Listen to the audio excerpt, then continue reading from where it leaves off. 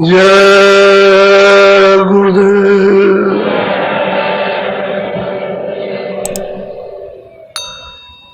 जय गुरुदेव।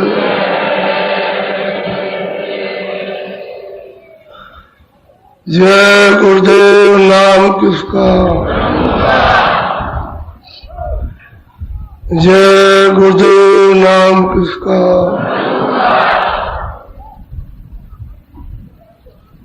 दाम अपने चलो भाई,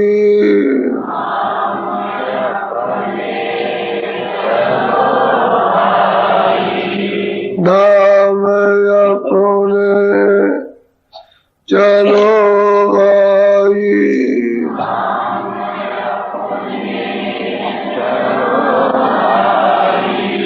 पराए देश नहीं रहना,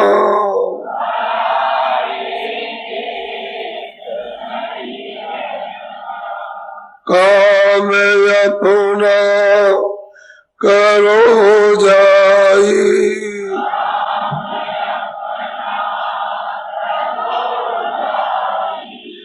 पराए काम नहीं फंसना,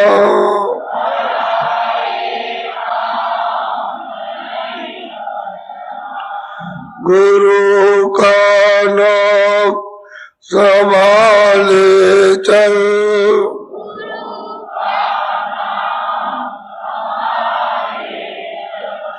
यही है दाम गठबंधना,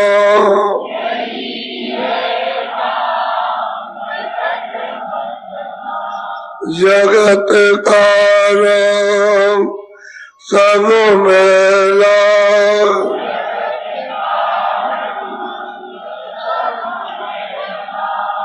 दुलारे मान यह कहना,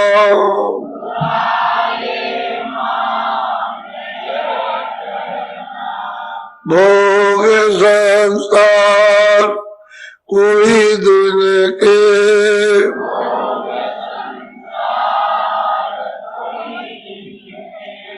सहज में त्याग ते चलना,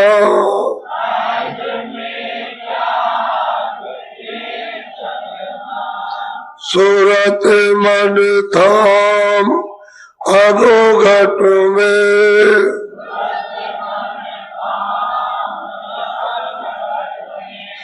पकड़े तूने ध्यान धर गगना,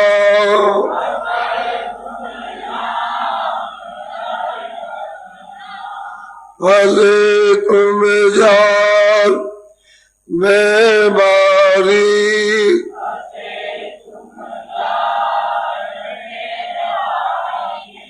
बिना इस जो नहीं खोलना,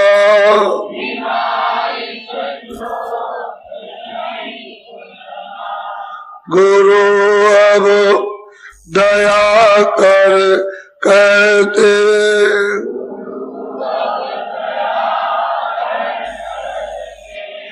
मान यह बात चित धरना,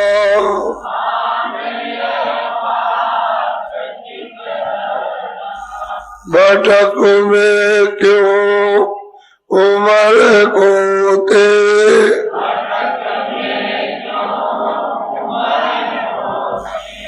कहीं नहीं ठीक तुम लगना,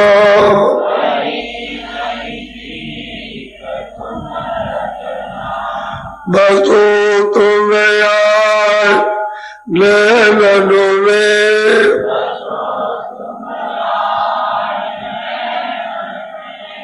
सिमट कर या होना,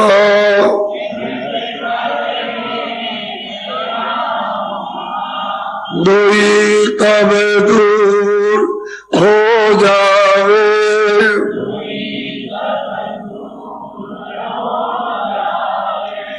जट को जो में धरना,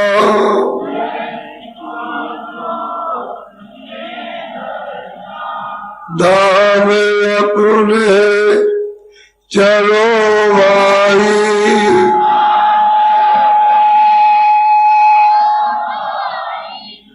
पराए देश क्यों रहना।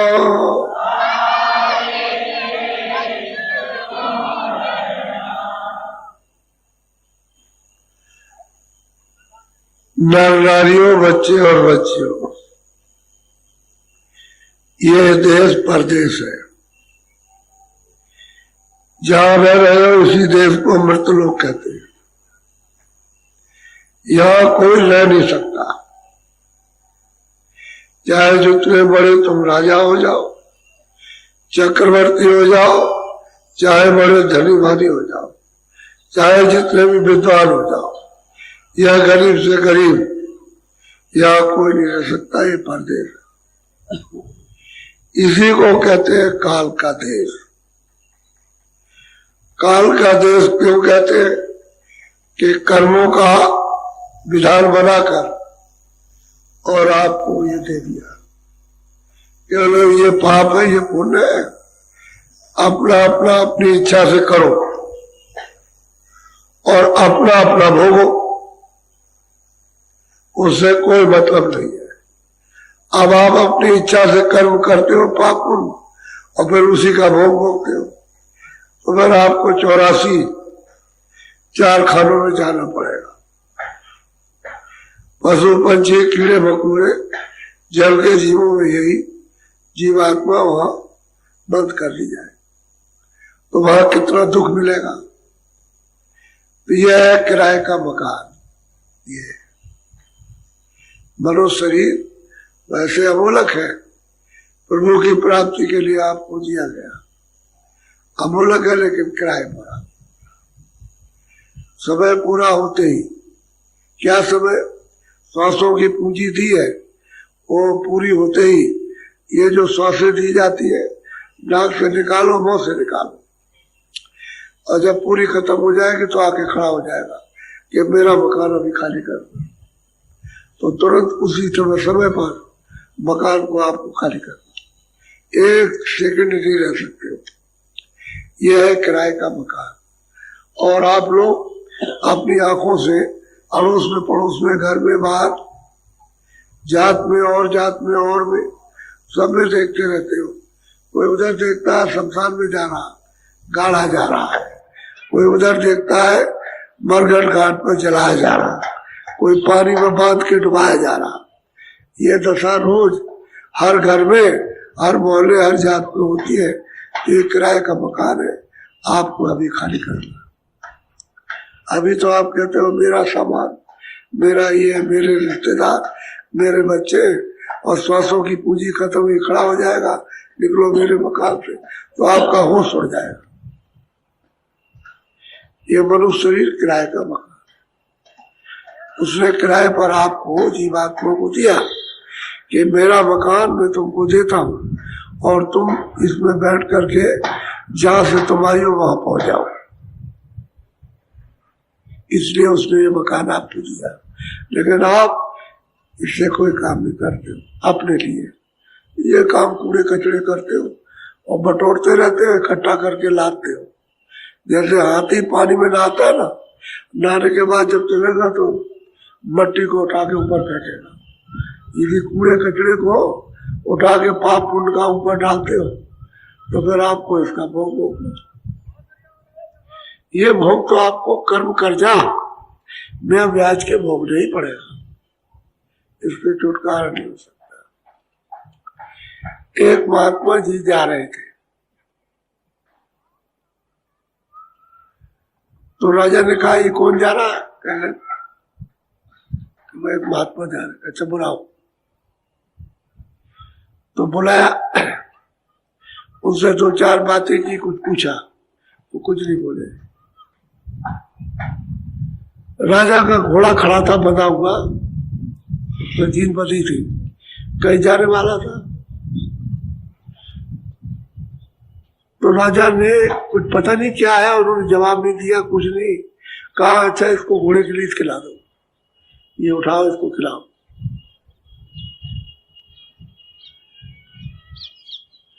तो लोग जो है और वो पकड़ करके उसका मुंह और बदन तो उसने दांत अपने लगा लिए और झटका मार के उछल दिया। और ये कहता हुआ गया कि राजन ये सब लीद तुमको खानी पड़ेगी, इससे बच नहीं सकते। अब जब उसकी बुद्धि ठीक हुई तो उधर से एक दूसरे महात्मा जा रहे थे। किसी ने कहा कि अरे महाराज आपकी बुद्धि खराब हो गई, क्यों महात्माओं को छेड़ते हो? देखो वे महात्मा एक और जा रहे हैं, आप बुला के पूछ लो। तो बुलाया महात्मा को, कहा महाराज मुझसे एक गलती हो गई। एक महात्मा जा रहे थे तो मैंने उनसे कुछ पूछा, वो चुपचाप ऐसे खड़े रहे। तो हमारे मन में आया कि घोड़े की लीद खिला दी जाए।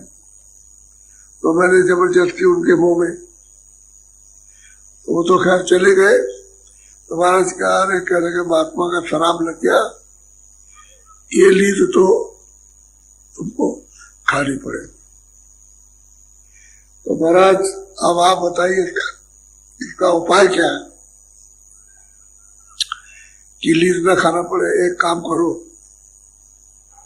एक ब्राह्मण की लड़की ले आओ और अपने घर में उसको बेटी की तरह से रखो और बाहर में ढंढोरा पीट दो कि ब्राह्मण की लड़की के साथ में शादी कर ली, और लड़की की तरफ से रखो उसको। तो राजा ले आया, बाहर ढंढोरा पीट दिया, साहब अरे बड़ा बड़ा किया, बड़ा बड़ा किया, बड़ा वैसा है, बड़ा वैसा है, राजा वैसा है। सब लोग उसकी निंदा करने लगे, निंदा करने लगे। तो महात्मा को बुलाया कि महाराज आपने जो बताया था वो तो सब किया।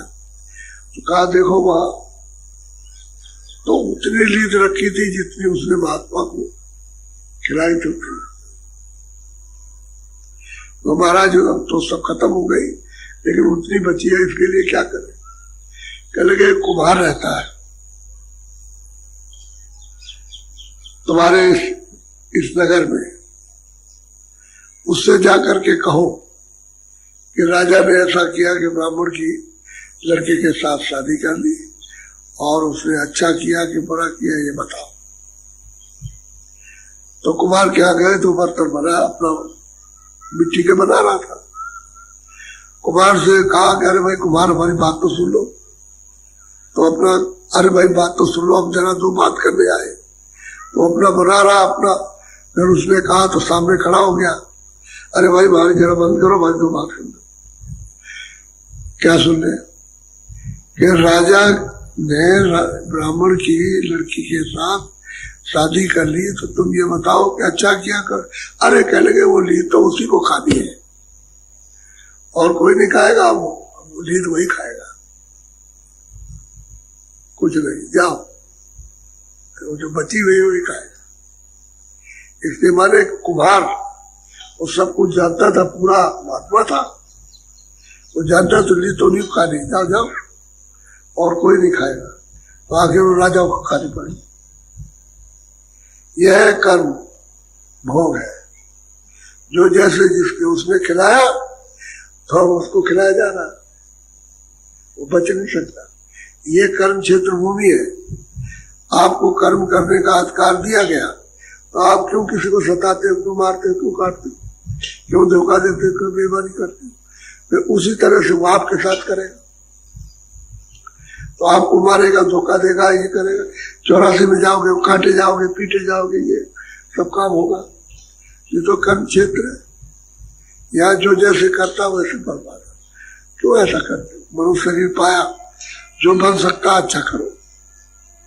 तुम कहते हमारा गुजारा नहीं होता, खाना कपड़े नहीं मिलते, अरे खाना कपड़ा रोज मिलेगा, तू चाहे काम कर या न कर, जितनी प्रारंभ में लिख पढ़ करके रख दिया वो तुझे रोज मिलेगा, उससे अछूता नहीं रह सकता।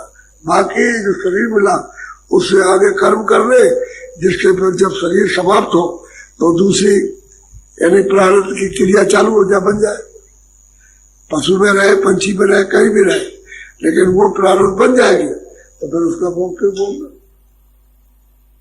कर्म कर लो तो अच्छा कर्म करो जिससे दोबारा हमको फिर मनुष्य शरीर मिल जाए, और अच्छा कर्म करो इस मनुष्य शरीर से परमात्मा को प्राप्त कर ले तो जन्म मरण खत्म हो जाए।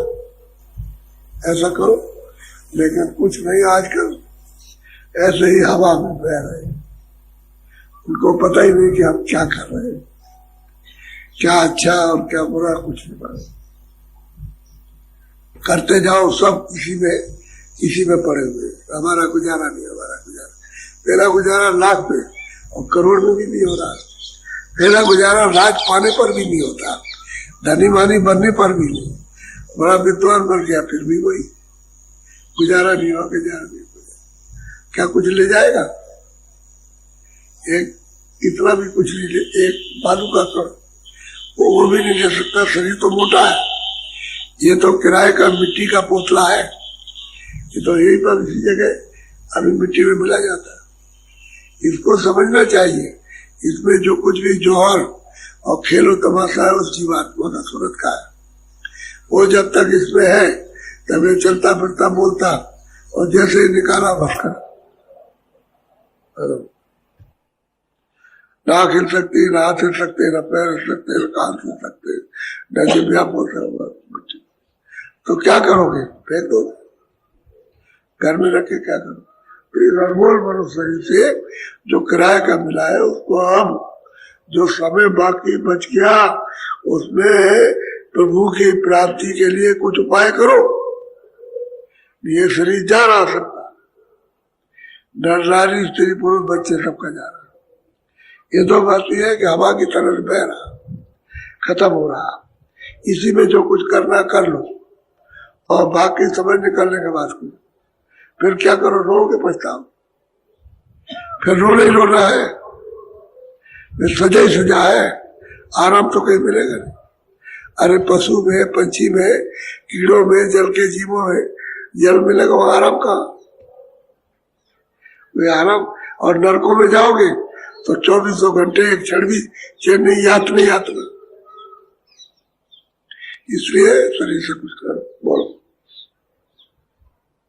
आज सखी काज करो कछु अपना, गुरु दरसत को छोड़ो जग सुपना। वो बात वो सबको समझाते हैं, कह सुन तो है जीवात्मा, अनमोल मनुष्य तन में बैठी हो, आज कुछ अपना काम करो। आज से मतलब है इस जिंदगी से, जब तक इसमें शरीर में रहे सूरज जीवात्मा तब तक आज है।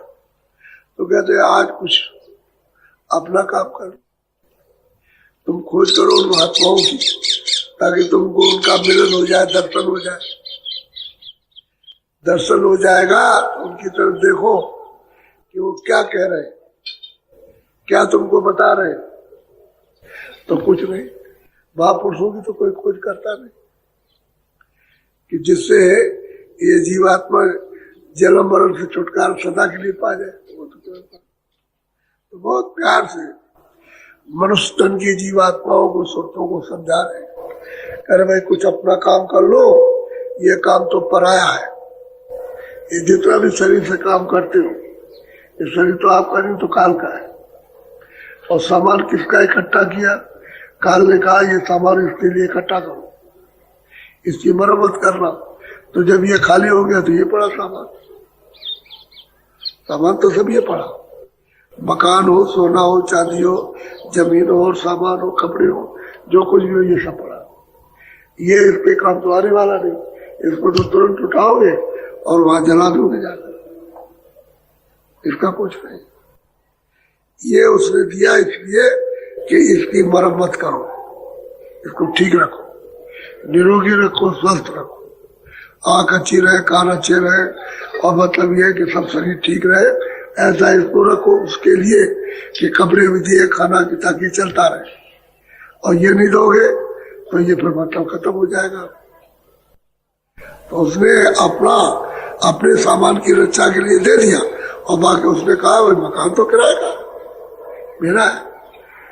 जब उसने कहा कि मैं तुमको पवित्र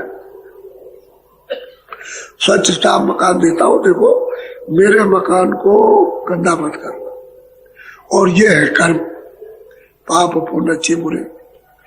तो बुरा तो करना नहीं, अच्छा करना, तो मेरा मकान गंदा नहीं होगा। तो आपने ना बुरा समझा ना अच्छा, जो चाह सो किया, तो इस मकान को आपने गंदा कर दिया।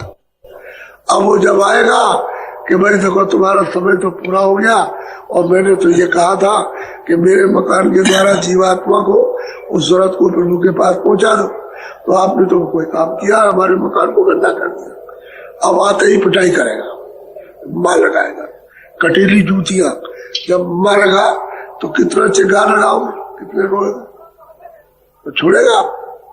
मकान गंदा कर दिया उसका और निकाल मार करेगा, मार करके निकालता है और तुम कहते हो मेरा है, ये मेरा, ये मेरा। आपका आप जब आए थे कुछ ले आए थे, कुछ आए थे ले आए थे, और जब जाने लगोगे तो आपने औरों को नहीं देखा कि कोई कुछ लेकर के गया, कोई बाल बच्चे, मकान, सोना चांदी, ऐसे ही मेरा है मेरा।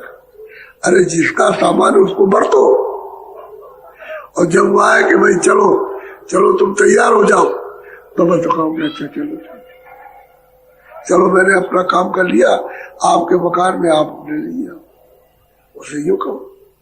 अब काम तो आपने अपना किया नहीं, उसके मकान को आके गंदा कर दिया, अब से कर्म करके फंस गए, और चलो अब तुमको 84 में और नरकों में बंद करेंगे। तो बताओ जीवात्मा क्या करेगी? ये करेगी इसी में से निकाल के उधर ले जाइए, इसी मनुष्य शरीर के कर्म से वो पहुंचाई जाती है। बोलो नहीं पछितइयो सिर धोने रोइयो जमकी नगरिया आने का महापुरुष सबको संदेश देते हैं कि अगर तुमने अपना काम अनमोल मनुष्य शरीर में रह करके नहीं किया तो तुमको बहुत पछताना, और जबकि नगरी बड़ी खतरनाक, कहते वहां जा करके और फिर अब वहां कोई उपाय नहीं, कोई चारा नहीं, यह हालत हो गया। जितना आपका सारा संसार, इतने तो जमकी नगरी में एक एक खंबे है, खंबे खड़े इतने बड़े बड़े, और उन खंभों में आग जल रही है।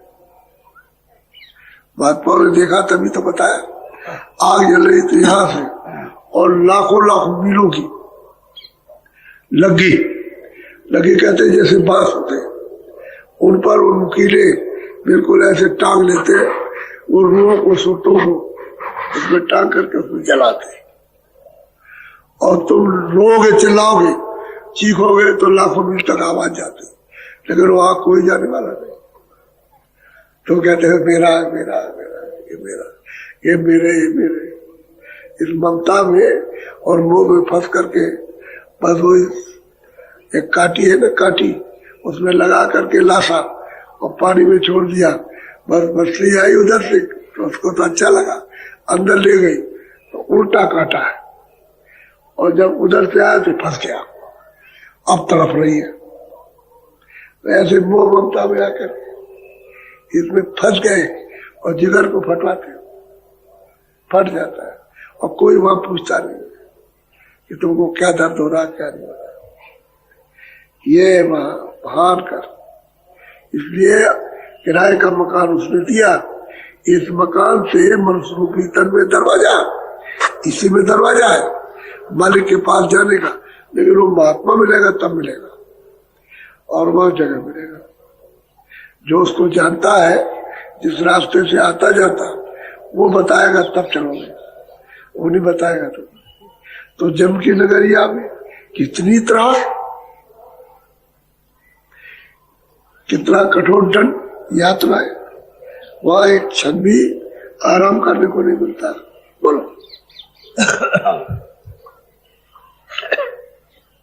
मानो वचन सुनो धर का, तो वचन मान लो, ध्यान कान लगा करके ध्यान से चित्त लगा करके महापुरुषों के वचनों को सुनो। मनुष्य रूपी तन में दोनों आंखों के ये दरवाजा है। जीवात्मा का तो हृदय ही है, ये इधर नहीं है, शरीर में उसका हृदय नहीं है। जीवात्मा का हृदय शरीर में हो तो ये है, और बहुत बड़ा ये आकाश, उसके सामने क्या चीज, कुछ नहीं। कहते तुम ऐसा है, गुरु के बात को सुनो, ध्यान देना, और जो वो रास्ता बता दे मनुष्य रूपी तन में दरवाजे पर, तो तुम वहां बैठ जाओ और ऊपर की तरफ देखो जिधर से आ रहे हो। तो सूरत को ऊंचा ध्यान देखे कानों से, और जो धुन पर से आ रही आवाज उसको सुनो। तो सूरत में तो कान है, उसी में आंख है, उसी में नाक है। ये शरीर में आंख और कान नहीं है, ये वही है, इसका उसी से संबंध है। जब सुनते हो तुम अंदर के कानों को सप्लाई कर देते हैं ये कान। बाहर से कुछ देखा, रूप को रूप तो देखा तो उसमें सप्लाई कर दिया, ऐसा अंदर के आंख को। और गंदी और सुगंधी ये बाहर जो होती है वो सप्लाई करते, ये देखो अंदर में, तो उसको, और जब वो निकल जाए, निकाल दी जाए, तो ये क्या काट क्या करे, फिर काम सुनते हैं। आपने कभी ये सोचा, आंख देखती है, नाक सुनती है, वो तो एक खाका है, ऊपर का खोल है वो, ये बड़ा असली चीज तो वो है। तो कहते हैं कि दरवाजे पर महात्माओं की बात सुनो, जो रास्ता दे उस पर बैठो और ऊंचा ध्यान दे करके सुनो। गगन से आवाज आ रही है, ये गगन नीचे रह जाएगा, ये आकाश, आंखों वाला आकाश नीचे, और दिव्य आकाश जो सूरत का वो इसके ऊपर है। वहां से तुम देखोगे तब तुमको मतलब है कि तब पूरा कचरा जब टालोगे, हटाओगे, तब वो फट जाएगा। तो ऊपर की चलो देखो कितने बड़े बड़े आकाश, कितने बड़े बड़े लोग ऊपर दिखाई दे। यानी द्वार पर बैठे हो, इधर मित्रलोक का नाका और ऊपर में स्वर्गलोक का नाका, बीच में ऐसे जीवात्मा सूरत बैठी है, न इस पर बैठी है और न इधर बैठी, और बीच में इस तरह से बैठी है। अगर उधर चले गए तो निकल गए उधर, और इधर गए तो इधर चले गए कानों।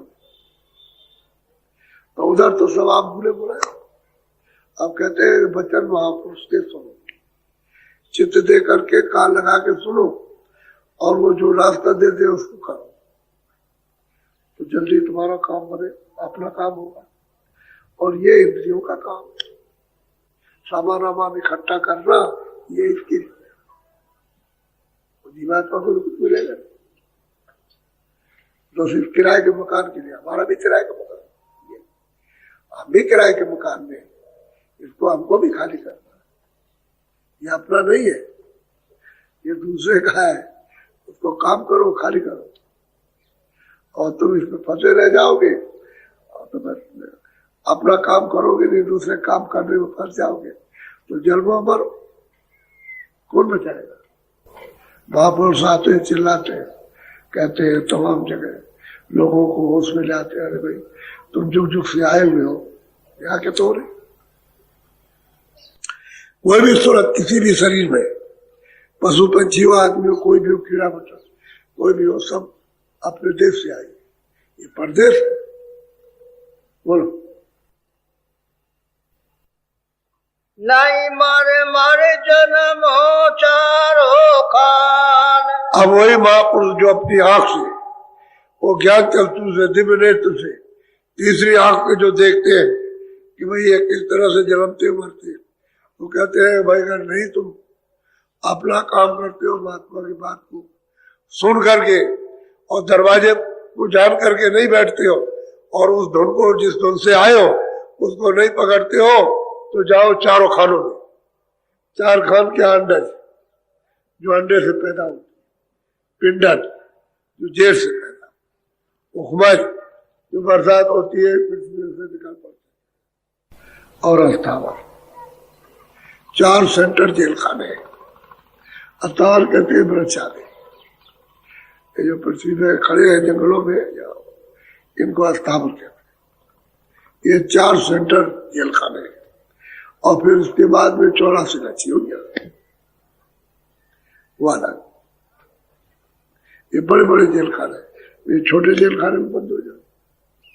जब बड़े में चले गए तो फिर शाखा में चले जाओ, बस वहां बर्फ से रहो। छुटकारा जीव का नहीं, इस सूरत का छुटकारा नहीं। ये तो जब महात्मा मिले तभी काम बने।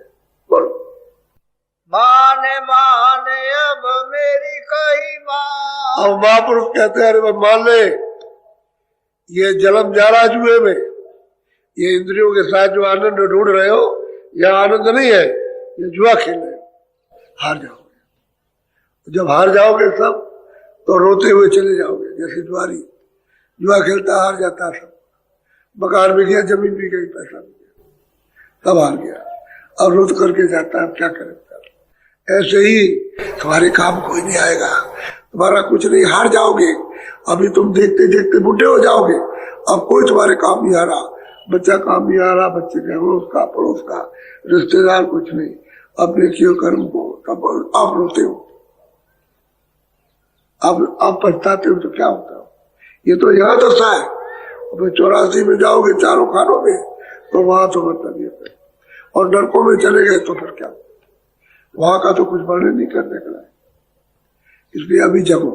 बोलो गुरु के चरण का कर तू ध्यान, शान गुमान छोड़ी अभिमान। किसी को धन का अपमान, किसी को पढ़ने का अपमान, किसी को इसका, किसी को उसका, किसी को रूप का, किसी को राज का, किसी को ओहदे का, ये सब अभिमान कहते तज।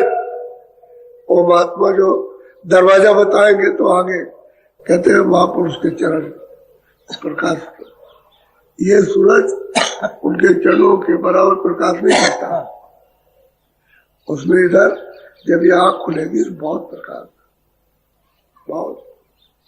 इससे बड़ा हृदय है इस सारे संसार से बड़ा। ये कहने को तो इतना है लेकिन बहुत बड़ा। उसमें वो चमकते हैं, वो और कहते हैं ऐसा प्रकाश तो फिर उजाले जाएगा, उजाला होता है। उसी उजाले में प्रकाश में तो फिर सब दिखाई देता है, तभी तो रचना दिखाई देती। तो लिंग में लिंग से निकालो तो सूक्ष्म में सूक्ष्म से निकालो तो कारण, और उसके परे जाओ तब आजाद हो गए। ये बहुत सागर है, इसकी सीमा आपको पता नहीं है कितनी दूर तक है। ये आंखों से देख लिया बस, वही है बस, और कुछ ये बहुत सागर नहीं है, कुछ और है, बिना महात्माओं के समझ में नहीं आएगा। बोलो गुरु बिन तेरा कौन सहाई, नाम बिना को पार लगाई। अब वो जितने भी महापुरुष 7 वर्ष के अंदर आए वो सब ये कहते हैं कि भाई देखो, गुरु बिन तुम्हारा कोई भी इन जीवात्माओं का सुखों का सहाय नहीं, दूसरा कोई मदद नहीं करेगा, सब अपने अपने स्वार्थ में। अरे घर से लेकर के बाहर तक, घर में अगर स्वार्थ टूट जाए तो तुरंत जवाब, कोई किसी का नहीं है। बच्चे को निकाल दे, स्त्री को निकाल दे, माँ बाप को निकाल दे, माँ बाप को करे, भाई भाई को निकाल देते, यहाँ कोई साथी नहीं, सब अपने अपने स्वार्थ के। गुरु जो है जीवात्मा का सुखों का साथी, उसके बगैर दूसरा कोई नहीं मदद करेगा। वो अगर मिल जाए तब तो आपको पार लगा देगा, वो नहीं मिलेगा तो कोई नहीं आएगा। और वेदों में इसका भेद है नहीं, वेद तो ये कहते हैं और कुछ आपको पता ही नहीं, और महात्मा सब बताते हैं, सब आगे बताएंगे जीवात्मा है, ये रचना किस तरह से हुई उनको सब मालूम, पूरा का पूरा विस्तार पता, और कैसे सिमटा हो जाएगा उनको मालूम। ये उनको कहते हैं गुरु के बगैर, और महापुरुष के बगैर कोई इसका साथ। सब स्वार्थी, इनको पता ही नहीं कि ये कहाँ की है, कहाँ जाएगी, उनको कुछ अपने अपने स्वार्थ पर। तो कौन आपकी मदद करेगा जब कोई जानता ही नहीं, किसी के पास कुछ है ही नहीं। बोलो। आज काज कर गुरु संग भाज, सुना पड़ा तेरा तक। बहुत प्यार से समझाते हैं कि आज इस जीवन में, इस शरीर में, अरे आज गुरु के साथ तो वहां सुनकर के जाग जा और रास्ता अभी पकड़ ले और जल्दी कर, नाम को पकड़ के चढ़ जा और नाम पार लगाएगा। गोस्वामी जी महाराज ने रामायण में कहा है कि नाम जी जब जागे जोगी, नाम को पकड़कर सुनते बहुत सहज में आसानी से यानी योग पद को प्राप्त कर लेती है और पार हो जाती है, पार हो जाए। नाम देव ब्रह्मवाणी, आकाशवाणी, आसमानी आवाज, उसको कलमा कहते हैं। अब हम लोग उसको नहीं समझते हैं भाई आवाज क्या चीज। तो आवाज जहां से आवाज आ रही वो तो नाम ही है जिसमें से आवाज निकल रही, और नाम वो है जो आपके पास तक आ रहा। तो आप नाम को पकड़ो तो नाम एक बात बोल, वहां से आवाज दे रहा कि तुमने हमारी आवाज को छोड़ दिया, तुम भटक रही हो, आवाज पकड़ लो तो मेरे पास आ जाओ। उसी को गुरु भेद बताते कि दरवाजे पर नाम की धुन आ रही है। अब जैसे आरती है, कीर्तन है, अखंड, ये सब 24 घंटे और देववाणी आपके अंदर हो रही है द्वार पर, लेकिन तुम्हारे कान और आंख बंद हो गए तो कौन देखे कौन सुने। आंख कान खुल जाए तो तुम देखने भी लगो, सुने भी लगो। कहते आज इस मनुष्य शरीर में, अरे जल्दी करो, महात्मा कहते हैं कि ये जाने वाला शरीर है, तो जब आज चला गया तो फिर नहीं कर सकते। अभी कर लो। आज का मतलब अभी, अभी का मतलब इस शरीर से, दूसरा शरीर नहीं, ये जल्दी करो। अब आप इस भाषा को समझते नहीं, इस चक्कर में पड़े हुए देवराज और मिला कुछ नहीं। अच्छा, सब सुख चाहते हैं, आनंद सब चाहते हैं। एक गरीब है तो पूछो कि आनंद किसमें मिलेगा, कह लगे कि रुपया पैसा, और कह लगे बाल बच्चे, मेरे कपड़े, कहेगा मकान, मेरे घोड़ा गाड़ी, ये सब कहेगा इसमें बड़ा आनंद है। और जिनके पास है उनसे पूछते हैं कि भाई तुमको आनंद मिला, कह लगे हम परेशान हो गए, हमने सोचा था कि इसमें आनंद मिल जाएगा, है ही नहीं। वो झटका यूं मारता है कि हमने बच्चों में देखा, मकान में देखा, धन में देखा, इसमें देखा, उसमें देखा, आनंद है ही नहीं। अब उसे पीटता आता है, क्या कर, मेहनत की थी कि सुख मिलेगा, शांति मिलेगी, सबको दो, और जितने धनी मारी सब बीमार, रोगी। किसी के पास बैठ जाओ, वह बैठ करके उसकी बात सुनो तो देखो फिर क्या, तो कहोगे भाई इससे तो हम ही गरीब अच्छे। तुम उनको देख करके लालच, और वो तुमको देख करके ये सो रहा, हम भी सो रहे। अमीर को नींद नहीं आती कि कैसे बचाया जाए, कहाँ रखा जाए, और गरीब भी चाहता है कि अमीर हो जाए। तो दोनों भ्रम में, न इधर कुछ है न उधर कुछ, और सुख के लिए सब परेशान, और है नहीं सुख, इसमें किसी चीज में आनंद नहीं, आनंद कहीं है नहीं, वो छड़े जरा सा है, उसी में फंसे पड़े और ढूंढ रहे हो। मन जरा दौड़ता है कि नहीं यहाँ नहीं मिला तो वहां चलो, वहां नहीं मिला तो ऐसे चलो, ऐसे तो ऐसे इंद्रियों घाट में भागता है, लेकिन मिलता कहीं नहीं। तो आनंद हो तो मिल जाए, आनंद इधर मिले। इस घाट पर आओ, अंदर की अपने निजी घाट पर, जहाँ जीवात्मा बैठी है वहां पर, यहीं पर सूरत है, इसके चारों तरफ मन बुद्धि चित्त बैठे, अहंकार चारों बैठे, चारों तरफ बैठे, ये बैठे हो, यहां से मिलेगा। रास्ता मिल जाए तब तो आनंद मिले। अब वो रास्ता छूट गया, मन बुद्धि चित्त इंद्रियों के घाट पर भागा दौड़ी कर रहे हैं, और इंद्रियों के घाट पर कोई मिलने जुलने वाला, कोई देखने में फंस गया, कोई सुनने में फंस गया, कोई बोलने में फंस गया, कोई भी मतलब नहीं, आवाज में फंस गया। इसी रूप रंग में आप सबको ढूंढ रहे हैं। बरो शब्द पिछान सूरत निज साथ, छोड़े जगत और कुल की कहते भाई एक काम करो कि कुल की लाज, लोक लाज, इसको तुम छोड़ो, शब्द को घाट पर पहचानो, ऊपर से आ रहा।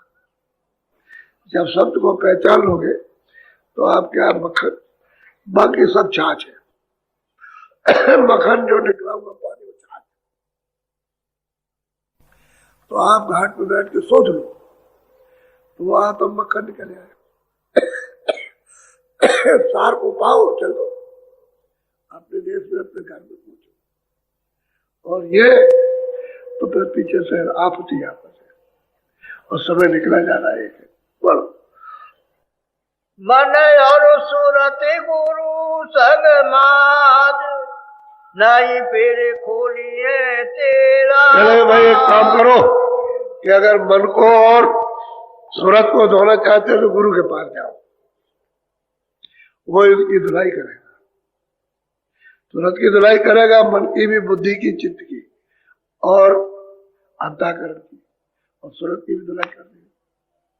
और नहीं तो अभी तेरा सब जितना भी पोल खाता है अभी वो सब काम अभी खोले देता, पता चलेगा। तो सफाई कर, गुरु के पास जा, वो साफ करेगा। इसलिए तो सेवक वो कभी महात्मा न बने, न बनते, न बनेंगे, न वो गुरु बनते, न किसी को चेला बनाते हो। तो सेवक है। सुरतों को, जीवों को बुला करके धुलाई करते। जब ये घाट साफ हो जाएगा तो आंख खुल जाती है और ले चलते हैं अंदर की दिमाग। तीसरा नेत्र खुलेगा तभी काम बनेगा, और तीसरा कान खुलेगा तब काम आपका बनेगा। ऐसे नहीं बनता। तो कहते जाओ तुम पहले वो सफाई कर देंगे, और साफ करने के लिए उनके पास में जाते नहीं। क्यों? इसी के लिए तो कहा कि खोज करो। जब पूरे महात्मा मिल जाए उनकी खोज करो और उनसे धुलाई करवाओ। तो धोबी है तुम्हारे तर रूपी यानी कपड़े को साफ करेगा। जो इस पर मन, बुद्धि, चित्त काम कर रहे हैं उसकी सफाई कर देंगे, अंतःकरण को धो देंगे। सूरत के ऊपर में जो रखा है जमा किया उसको धो डालेंगे, साफ कर देंगे। ये उनका काम। वो किस भट्टी में डालेंगे और कैसे धोते हैं वो तो उनको मालूम। अरे तुम अपना काम करा लो, तुमको अपने काम से मतलब सीधा है। तो कल से सत्संग शुरू हो जाएगा 2 तारीख से 10 तारीख तक। यहाँ का कार्यक्रम 9 दिन का है। इसको आप खूब अच्छी तरह से थोड़ा सा इसको सुन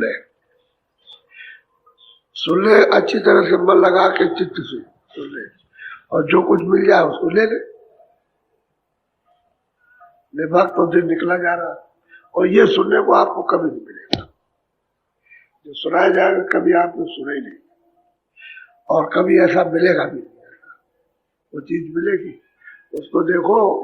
ये असली मकान ये सब मकान ही पत्थर के तुमने बनाए, और ये उसने बनाया, काल भगवान उसने बनाया और आपको बना करके दिया, और फिर जीवात्मा को इसमें बैठा दिया। बस उसका ये काम।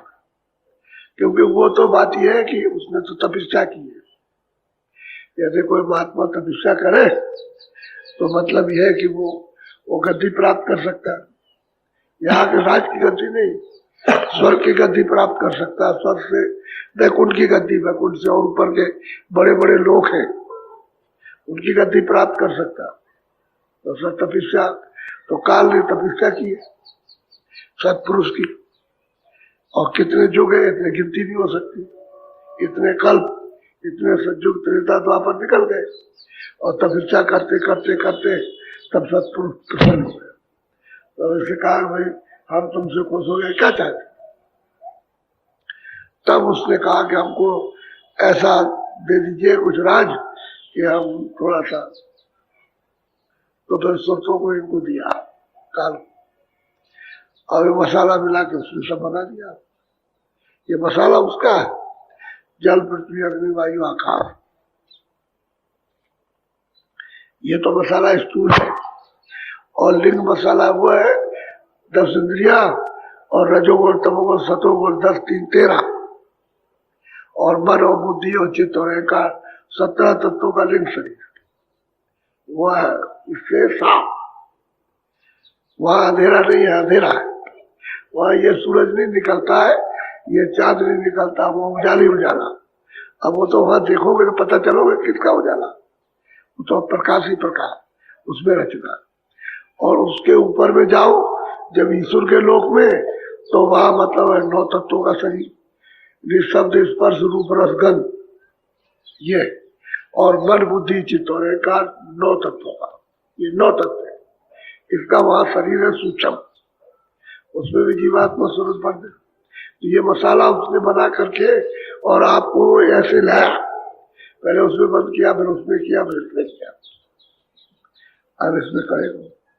और ऊपर जाओ तो 5 तत्वों का शब्द स्पर्श रूप रस गंध, बस ये कपड़ा। अब तुमको ये भेद पता ही नहीं है कि हम इतने शरीरों में फंसे पड़े हुए, अब कैसे कोई निकालेगा? ये निकाल कहते जाओ गुरु के पास, जल्दी से उसको सुनो चित्त दे करके, और सब घाट बताएगा दरवाजा, और वहां तुम्हारी सफाई करके और चला देगा, नाम को पकड़ा देगा। नाम है चेतन, और सूरज भी चेतन है, तो चेतन चेतन को पकड़ेगी। सूरज चेतन ये सब जड़ है, तो इसलिए इसके हाथ में कुछ नहीं, ये सब जड़ है, और जीवात्मा चेतन है, तो जड़ तो जाएगा नहीं उसके साथ। अगर शब्द को पकड़ ले तो उसी के साथ चली जाए। शब्द चेतन है, सूरज भी चेतन है। अब बीच में जो है मलबा आ गया पाप और पुण्य का, उसी ने रोक रखा, उसकी सफाई गुरु करेगा। फिर कोई मंदिर और कोई मैजिक और कोई गंगा और जमुना और मतलब ये कोई पहाड़ और ये पेड़ नहीं कर सकते सफाई, वो महापुरुष करेगा जिसने प्रभु को पाया, जिसने ईश्वर का और ब्रह्म का और पार ब्रह्म का जिसने साक्षात्कार किया और परे गया, वो सफाई करेगा। वो नहीं मिलेगा तो कुछ नहीं हो सकता। अब आप यही चाहिए रहोगे जैसे अभी रहते आए, ऐसे कितने जो बीत गए यहाँ, तो कितने जो बीत गए। अब आपको तो ये सब पता नहीं, तो सब तुम्हारा भेद अभी खुल जाएगा। बस रह जाओ ऐसे, अभी करो काम, बोलो। मन हर सूरत गुरु सगमाज, नहीं फिर खोलिए तेरा पार। कहते हैं सब जो कुछ भी किया है सब खुला जाएगा, इसलिए अभी सफाई कर ले तो स्वच्छ और साफ हो जाए। वो भी बड़ा प्रसन्न होगा। जब गुरु गोस्वामी जी के गुरु ने जब उनकी सफाई कर दी, उनके पास पहुंच गए और जो बताया था वो करने लगे, तो जब उनकी आंख खुली तो खुद कहते हैं कि मुझे उन्हें, मैंने अपनी बाहर की दोनों आंखें बंद की और अंदर की आंख खुली। जब खुली तो मैंने देखा मुझे उन्हें त्रिसित में हो पुंचितवत, तुरंत शीघ्र यानी तत्काल यानी कौशलपुरी वहां गया तो मोह बिलो। मुझको उन्होंने देखा, मैंने उनको देखा, राम मुस्काई। सैदल कमल में जो 3 लोग के मालिक, जो हिंदुओं के ईश्वर, मुसलमानों के खुदा, ईसाइयों के गॉड और जैनियों के तीर्थंकर वहां जो बैठे उनका दर्शन किया, बहुत खुश हुए, क्योंकि मन बुद्धि चित्त सब गुरु ने धो डाला, अंतःकरण धो दिया, जीवात्मा खुल गई, तो ईश्वर को देखा। तुम्हारी रामायण में लिखा है, हम कोई घर की बात थोड़ी कह रहे, जो सत्य है। 700 वर्ष के अंदर ये सब लोग हुए, पहले नहीं। वो बात आपको सुना रहे प्रमाण। जब मुख खोल दिया उन्होंने तो चले गए उस पार, उधर गए, उस पर उधर बात स्वर्ण चढ़ाया और देखो बहुत प्रमाण दिखा, बहुत से प्रमाण। वो स्वामी कहते मैंने अपनी दिमाग से देखी। अब उसी रामायण में पढ़ते तो तुम रात हो दिन हो, लेकिन रामायण को आप नहीं समझ सकते। रामायण को वही समझेगा जो अपने घर में पहुंचा, जो मालिक के पास पहुंच गया वो समझेगा, दूसरा और कोई नहीं समझेगा। रामायण ऐसी चीज है। अब आप अपना कुछ करते रहो, उससे कुछ बोलो। कूड़ फटक ले गुरु का छाद, भोग विलास छोड़िए कहते हैं भाई कूड़ा जल्दी कर, गुरु का सामान सूप गुरु से ले ले और उसको फटक ले, कूड़े को निकाल बाहर कर, जल्दी कर, देर मत कर, इसको फटक दे गुरु के साथ में रहकर। बोलो सतगुरु पूरे कही बनाई, जो नहीं मानो भुगतो। अब वो जो पूरे महात्मा आते हैं समय समय पर बराबर कहते हैं कि भाई देखो, उन्होंने तो सब विधियों से तुमको समझाया, रास्ता भी बताने का तैयार, तुमको मदद भी करने को तैयार, धोने के लिए भी तुमको तैयार, तुम्हारी सफाई करें धोबी की तरह से, जैसे धोबी कपड़े गंदे ले जाता धोता, ऐसी समझ। और नहीं मानो तो कहते हैं भोग तो भाई, अब उसके लिए हम क्या करें, तो भोग जैसा तुमने किया अपना भोग, अभी तो हम तुम्हारी सफाई कर देंगे, वक्त निकल गया तो फिर नहीं होगा। तो ये तो सत्संग है, सब तरह के लोग आते हैं, इसमें चोर भी आएगा, डकैत भी आएगा, शरीफ भी आएगा, पढ़ा भी आएगा, अनपढ़ भी आएगा, छोटे बड़े भी आएंगे, कर्मचारी भी होंगे, काश्तकार भी होंगे, मुसलमान भी होंगे, हिंदू भी होंगे, हर जात हर वर्ग के इसमें आएंगे। ये कोई भला थोड़ी है, ये तो जीवात्मा है सब में। ये तो तुमने अपनी अज्ञानता से छोटे बड़े और जात पात का तुम्हारे अंदर झगड़ा, महात्मा के पास थोड़ी इसका झगड़ा, वो तो सब कुछ सोचता है, सब में सोचते, सब में जीवात्मा है, वो कोई भेदभाव थोड़ी समझ, इसलिए उसके यहाँ कुछ नहीं है झंझट। अब वो तुम्हारे लिए ये सब जातियों के सब आएंगे, लेकिन सबके लिए एक ही काम, जल्दी धुलाओ, अपने अपने कपड़े को गंदा साफ कराओ। और कपड़ा क्या, मन है, बुद्धि है, चित्त है, ये और इंद्रिया गंदी हो गई, फिर अंतःकरण गंदा, फिर सूरत गंदी, तो सबकी धुलाई करके दरवाजे में बैठ के इसको सफाई करके निकलो यहाँ से, जीते जी चलो। और जीते जी कह रहे हैं तो सुनते नहीं, मरने के बाद तुमको क्या मिलने जुलने वाला, मरने के बाद कोई गया है, तुम जो रोज कहते हो स्वर्ग चले गए, उसकी कोई चिट्ठी पत्री कि भैया पहुंच गया, वो ये है चिट्ठी, या तुमने देखा कि पहुंच गया? झूठी पुरानी कहावत है महात्माओं, उसको कहने लगे, महात्माओं की कहावत, उन्होंने कहा देख करके, स्वर्ग कौन जाते हैं, तो स्वर्ग के दरवाजे पर तो तुम बैठे ही हो, और तुम चलना चाहो तो पहुंचाया जाए, लेकिन उसको नहीं समझते, दुनिया के बवाल में सबसे पड़े, इसमें फंस जाते हो, और ये नहीं जानते हो कि ये सब तुम्हारा कुछ है ही नहीं है, और तुमको सब छीन लेगा और रोते रह जाओगे, बस ऐसे चीखोगे, और कोई सब रखवा लेगा। क्या क्या रखवाएगा? हिंदी, अंग्रेजी, उर्दू, फारसी, कोई किसी मुल्क की भाषा, सबकी भाषा पहचान, देखना, सुनना और सोचना, सब रखवा लेगा। तो बताओ, जब ये सब रखवा लेगा, फिर 1 मिनट में हवा हो जाए, क्या आप पागल हो गए? जब सब रखवा लिया, आप कहो सुन लो, देख लो, और मतलब ये कुछ नहीं, जब उसको बेहोश कर दिया एक ही आवाज में, तो तुम क्या कर सकते? इसलिए अभी करो, जल्दी देर मत करो, जल्दी करो। बोलो जय गुरुदेव, जय गुरुदेव। अब आप भजन पर बैठ जाओ। सादर जय गुरुदेव। परम पूज्य बाबा जय गुरुदेव जी द्वारा हस्तलिखित डायरी मेरी साधना भाग 5। सब व्यस्त हैं। हर आदमी घर के काम में इतना व्यस्त है कि उसे मरने तक की फुर्सत तक नहीं। भगवान के होने को कौन सोचे।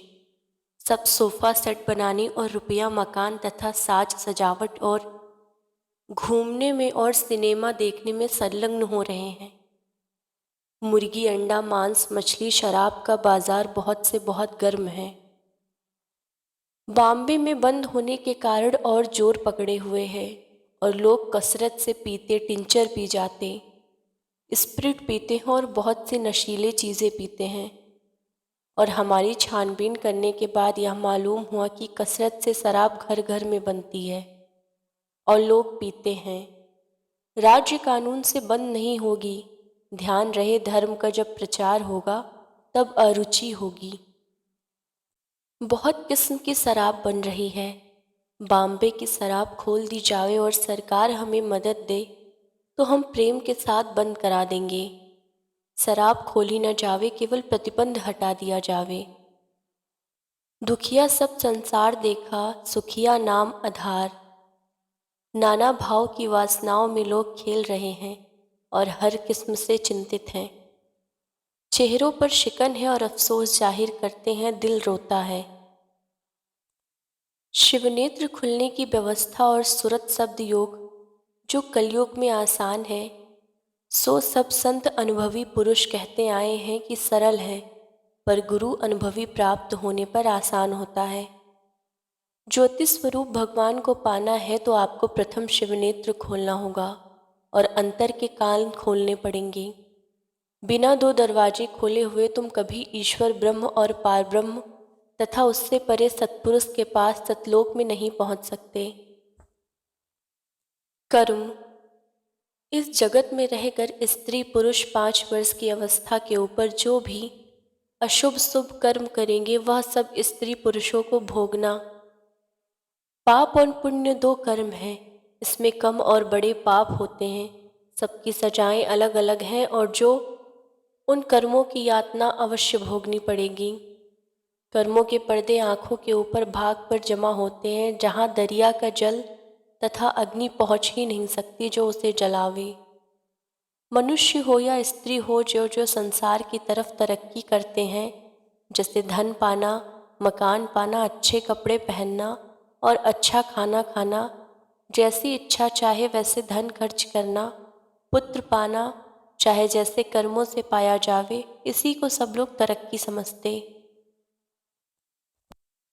स्त्री पुरुषों, तुम भूल कर फूल को मत तोड़ो या फूल मुरझा जाएगा। तुम्हारे काम न धन, मकान, कपड़े, पुत्र पुत्री, पति पत्नी कोई ना आवेगा। तुम समय खत्म होने पर इच्छा न होते हुए रवाना किए जाओगे और मुफ्त में तुम इनमें फंस कर अपना समझते हो कोई ना होगा। एक आदमी अपनी गृहस्थी में रात दिन लगा रहता था। मैंने उससे कहा कि तुम कुछ भगवान का भजन क्यों नहीं करते हो?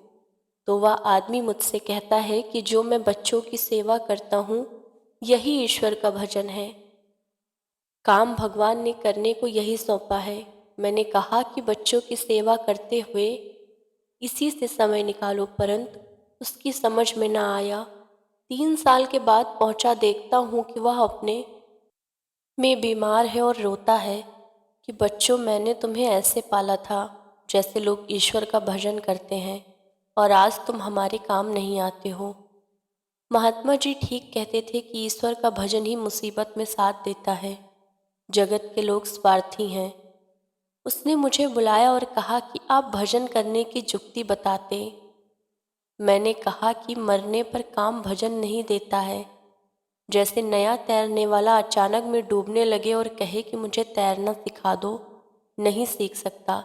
पहले सीखो, इसलिए भजन शुरू से करो। एक सेठ अपने बच्चों से बहुत परेशान था। धन और मोटरें तथा अच्छे बंगले होते हुए उसके लड़के उसके कहने में नहीं थे। पिता उनके परेशान होकर पानी में डूबकर आत्महत्या कर ली। पीछे उसके लड़के बुरे रास्ते पर चले गए और अंत में लड़के कंगाल हो गए। बच्चों को चाहिए कि माता पिता की सेवा करें। एक स्त्री अपने पति को बहुत समझाया करती थी, पर पति का आचरण कुचाल था। कुछ दिन के बाद स्त्री ने आत्महत्या कर ली और उसी घर में आकर चुड़ैल हुई। उसके सब घर वालों को तंग करती थी। मैं एकाएक उसके मकान में सोया तो वह रात्रि में कहती कि मेरे पति के दुख से आत्महत्या की है। समझ न होने भूत योनि पाई, आप इस योनि से दया करके निकाल लो, बहुत कष्ट होता है। मरने के पहले भजन करो, नहीं तो भूत योनि पानी होगी। हमारे सत्संग में बहुत से लोग भूत उतारने आए हैं।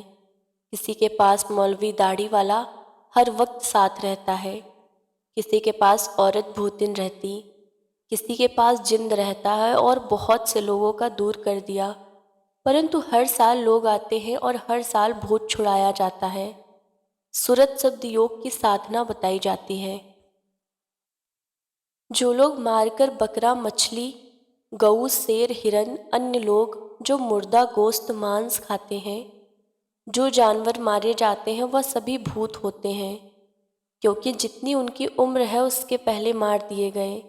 इसलिए सब भूत योनि में उनके प्राणों का भुगतान होता है और फिर खाने वालों पर उन्हीं आत्माओं का श्राप लग जाता है।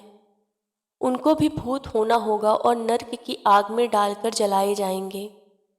जो जैसा जिसको मारेगा उसी तरह उसको भी बदले रूप में मारा जाएगा। अपनी मौज के लिए खुदा ईश्वर गॉड के हुक्म का उल्लंघन करते हैं और इंद्रियों को पुष्ट करके विषयों के भोगों में मस्त रहते हैं। मांस, शराब, अंडा, मछली खाना इंसान के लिए बहुत से बहुत हानिकारक है। उसकी तंदुरुस्ती के लिहाज से बहुत खराब है। मैदा खराब करती है। बीमारी, रोग और कितने प्रकार के मर्ज हैं, उनको शरीर में स्थान मिल जाता है। किसी कौम के आदमी हो व ईश्वर गॉड खुदा आराधना, इबादत तथा प्रे नहीं कर सकते। उनका मन ईश्वर की तरफ जाने में बहुत गंदा और जीव, आत्मा, रूह तथा सोल पर इतनी गंदगी लाद ली है कि उतर ही नहीं सकती। जिन बच्चों और बच्चियों के आचरण बचपन में खराब हो जाते हैं, वह बड़े होने पर जाते नहीं हैं। सुरत सबकी साधना है बहुत सरल, परंतु जब से उपदेश लें उसके आगे कोई गंदा कर्म करे नहीं। यदि गंदा कर्म करते रहे तो सुरत सबकी साधना में सदा असफल रहेंगे। लेकिन पुराने बुरे कर्म है वह गुरु अपनी दया से काट देते हैं। सुरत शब्द की साधना में सफलता मिलने लगती है। आगे बुरे कर्म मत करना, गुरु तुम्हारे कर्मों को जानते हैं। यदि कह देंगे तो तुम शर्मिंदा होकर उनके पास से चले जाओगे, इसीलिए जानते हुए कुछ कहते नहीं हैं। बहुत से सत्संगियों की ये आदत बनी जा रही है कि मुफ्त का खाना अच्छा लगता और बात परमार्थ की बातें करते हैं, परंतु किसी तरह चाहते हैं कि यह फला सेठ रुपया दे दे और जल्दी अपना मतलब हल करे। सत्संग में आकर सत्संगी कहलाना और रुपया मांगकर ले लेना और देना नहीं, यह सत्संगियों के भाव खराब करते हैं। ऐसा किसी सत्संगी को नहीं करना चाहिए। यदि कोई सत्संगी किसी प्रांत में पहुंचकर ऐसा करता है तो वह परमार्थ के काबिल नहीं है। दुखी संसार। दुखी संसार को सुख कौन देगा, हाहाकार में लाओ। रुपया सब मांगते हैं, महात्मा लाओ कुछ रुपया, जानते हो बीमारी दूर करो, बच्चा दो साथ लाओ। रुपया हम तभी पूरे महात्मा समझेंगे जब रुपया देंगे, वरना मुश्किल। आपके पास लड़के लड़कियों का इतना खर्च बढ़ा रखा है कि आदमी सुबह का निकला हुआ शाम को घर आता है, और आज के लड़के और लड़कियों को सिनेमा चाहिए, कुछ शराब भी चाहिए। फैशन में बेइज्जती। आज का जो फैशन निकला है उस पर स्कूल के लड़के लड़कियों पर शक करने लगे हैं। वह देखते हैं कि लड़कियां जगह जगह घूमती हैं, पिता को लड़कियों की शादी करना मुश्किल हो गया।